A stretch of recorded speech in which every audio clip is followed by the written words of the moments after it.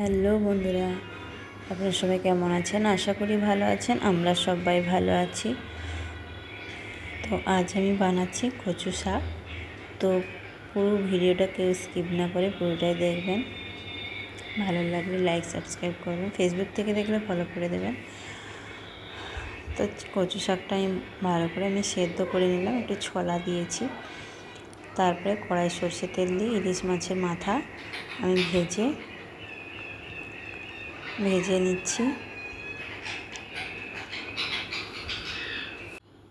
তারপরে মাথাগুলো আমি ভাজা হয়ে গেছে, তুলে রেখে দেব।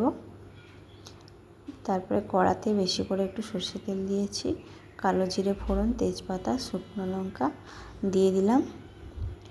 দিয়ে একটু লাল লাল হবে, তারপরে দিয়ে দেব কচু শাকটা সেদ্ধ করে রেখেছি, ওটা দিয়ে দিলাম।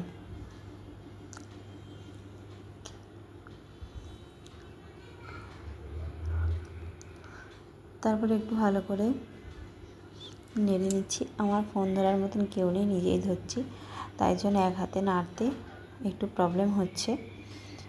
তো তারপর নুন দিয়ে দিলাম, পরিমাণ মতো নুন দিয়ে দেবো। একটু হলুদ গুঁড়ো দিয়ে দিলাম, 4টে কাঁচা লঙ্কা দিয়ে দিলাম।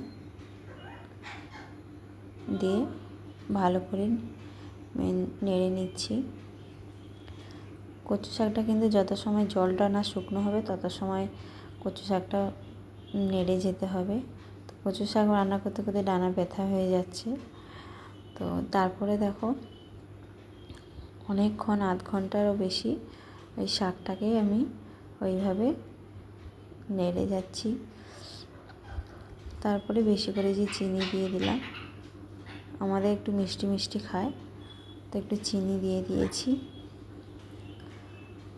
আমাদের বাড়িতে একজন মাছের মাথা খায় না, তার জন্য আগে আমি তুলে নেব।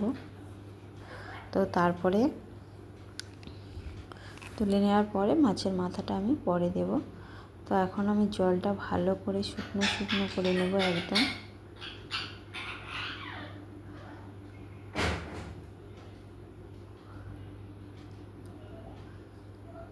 তো একটুখানি সর্ষের তেল আমি দিয়ে দেব।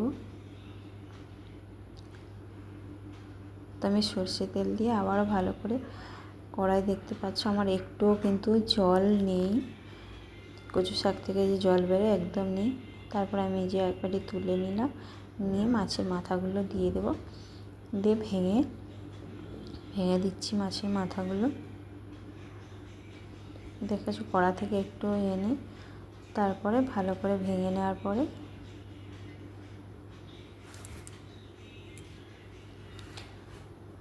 আর কিচ্ছু কিন্তু মশলা দিইনি।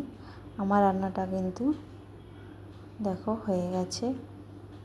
এবার একটু কড়াতে জল বেরোচ্ছে না, দেখো একদম শুকনো হয়ে গেছে। তো আমি এই যে গামলিতে করে তুলে নিলাম বাটিতে। তো আমার রেসিপিটা যদি আপনাদের কাছে ভালো লেগে থাকে অবশ্যই একটা লাইক করবেন আর পাশে থাকবেন। আজকের এতটা, টাটা, বাই।